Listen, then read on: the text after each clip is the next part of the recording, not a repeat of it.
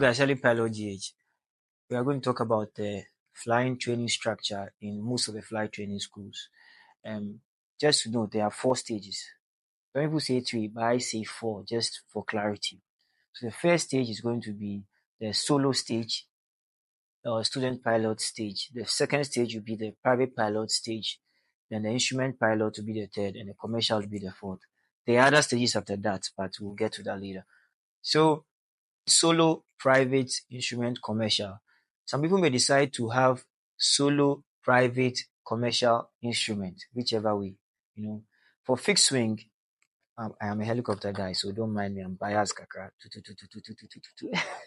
But for fixed wing, they will have a multi-engine for each of the stages. So now back to what we're talking about. We can group the people into self-sponsored and institution-sponsored. The structure initially is that when you go, you do some kind of ground lessons, and then you continue to fly, do the flight lessons.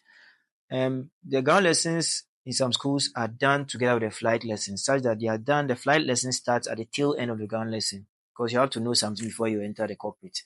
The cockpit is the office of the pilot.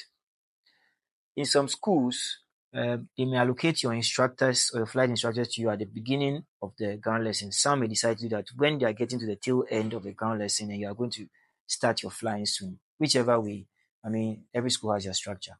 So if you are an institution-sponsored group, normally you may form a class. They may add 1 or 2 people from outside who are self-sponsored. If the institution or the school has a single structure, or you are the only sponsored individual from your institution, then if you go to a school that is individual, then you'll be alone, do your things alone. I think the class structure helps for, interaction. When you are struggling, you can go to someone for help, because it also bonds you guys, especially when you are going through bad times in your flying. All right. So after you have done your ground lessons, which you cover various topics from aviation weather to medicals to aerodynamics to technical stuff about aircraft, engines, blah, blah, blah. We'll talk about that in subsequent videos again. You now start your flying. Sometimes some schools may allow you to write the exam, the written exam before the flying or after the flying, depending on the structure of the school. However, with the flying, you start learning how to perform basic maneuvers with an instructor seated by you. So it will be normally a small aircraft. For helicopters, you either use a Schweizer S300 or an R22. In the fixed wing, you may use a Piper or a Diamond, or depending on the school, anything that the school has, or a Cessna, It will get to a point in flying where now the instructor has to leave you alone to fly. We call that the solo check. Before he decides to do that, he must refer you to the chief instructor, or like some kind of headmaster or head teacher or senior housemaster or something equivalent. So we call him a chief instructor there to fly with you, to make sure that you are safe to fly. It's not a joke, so to say. So he has to be sure before he clears you. And also, when you are flying, before you get your private pilot license, you are always flying on your instructor's license. So your instructor is held accountable for every action. So you may go to a school where the instructor is not convinced about your ability, and you fly before he allows you. So sometimes this is just by the way, but sometimes it's painful when you go as a group, or disheartening, as you see, when you go as a group and everybody has gone solo and you're alone. Charlie, be like, what do they do? You sit up. No. But the right time still comes anyway. It's just that he wants to make sure that you are good beyond all reasonable doubt. Not excellent, not finesse, but you can take the aircraft up and bring it down.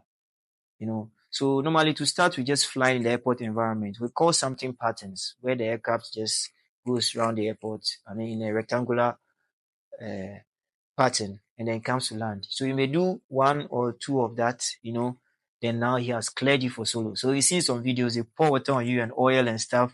They sort of cut your uniform to show that you are matured. So that's a solo stage. So now you are a solo pilot.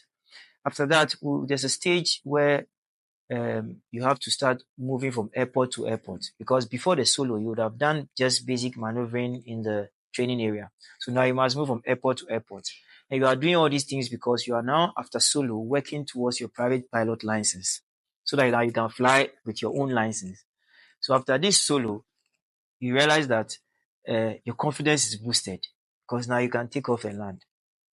When you start doing airport to airport, then the flying training also introduces night operations. So now you must fly in the night with your instructor and then now fly alone. And after doing all these things, you must do them alone so that you build the confidence to prepare you for your private pilot check. After doing all these things again, now your instructor refers you to the chief instructor to check you to see whether you are ready. Normally, the private pilot designated examiner will be an external examiner. So the school also has some reputation to protect. If your students keep failing, it's not good advertisement for you. So he will come before he comes, your instructor or the chief instructor would have done all the checks to be sure you're okay. Also, you have to do some ground lessons, some briefings to be sure that Charlie, this man, he's on point, he's ready, that kind of thing. you know Now your external examiner comes and you do the flying, you do the ground lessons and the flying lessons. The ground just means that you have to be sure you understand what you are going to do in the air. You discuss what you are going to do. When you finish the flying exam, that's a check ride for the private pilot. Now you are ready to receive your private pilot license. They'll give you a temporary one that day. The subsequent one will be posted. That's the card will be posted to you subsequently. So now you're a private pilot. Now you can fly people just for fun, not for compensation. You can share and pay for the fuel to fly. You can rent an aircraft to fly from point to point. You're a private pilot. Is allowed. Now, after the private pilot phase, there's what we call the instrument phase. I did instrument after private pilot.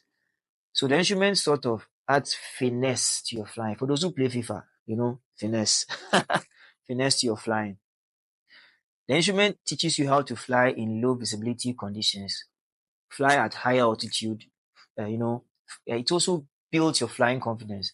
So you realize that the requirements for your gauges, the requirements for certain parameters will be reduced so that you can build your confidence. You can get the aircraft under control.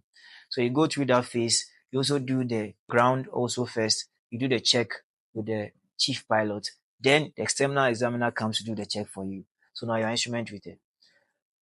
The next stage will be the commercial pilot. By that time, my guy, you are fine.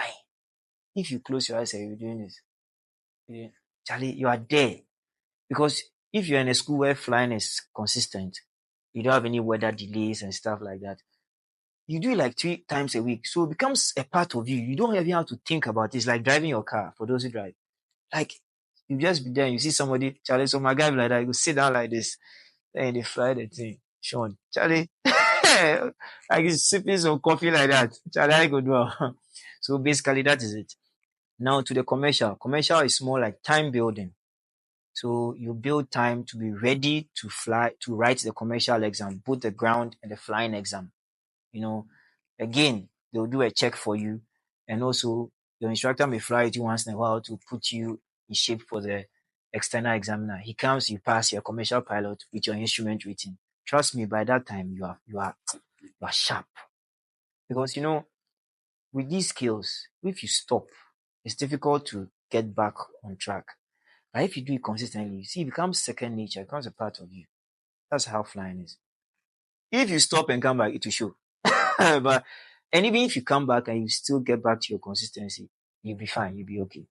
All I said initially may apply mainly to helicopter pilots because we mostly fly single engines for training. And for the helicopters, after the commercial, based on the contract with your institution, you may do turbine transition. Turbine meaning that you are not flying piston engines anymore. The aircraft used for training are mostly piston engines, but now you're going to fly a powerful engine, a turbine engine. So there may be turbine engine for you. And because of the way the helicopter is, you can't really tell much between single engine and multi-engine, the two engines, because the blade will still be spinning anyway when you turn on the second engine, So that's why we train mostly on single engine and do the turbine transition. And then with the helicopter, we may do some advanced operations after your commercial, just based on the contract your school has with your institution that is paying you, or whether you are self-paying, you have asked for such for that training. It can be downwind operations, it can be underslang operation, like maybe those who do the towing stuff. It can be winching operations like fast roping and rappelling. It can be any kind of operation, any special operation, So basically, that's to do with the helicopters. For the fixed wing, everything I said from the beginning to pilot will hold to a point. But again, the dynamics of the school can change it, such that now you must do the multi-engine for each of them, because you are going to fly multi-engines, bigger aircraft. So that will be the difference. So the helicopter pilot can finish his training with 8 months if things are consistent. I'll talk about some of the delays and subsequent things in subsequent videos. But the helicopter pilot can finish in maybe 8 months to 10 months. All things when they call 1 year. But the fixing guys can go beyond a year because of the transition to multi-engine. If I did not add something or something escaped me, please don't hesitate to comment or let all of us know. You can like, share, subscribe, and let's keep this community active. Cheers.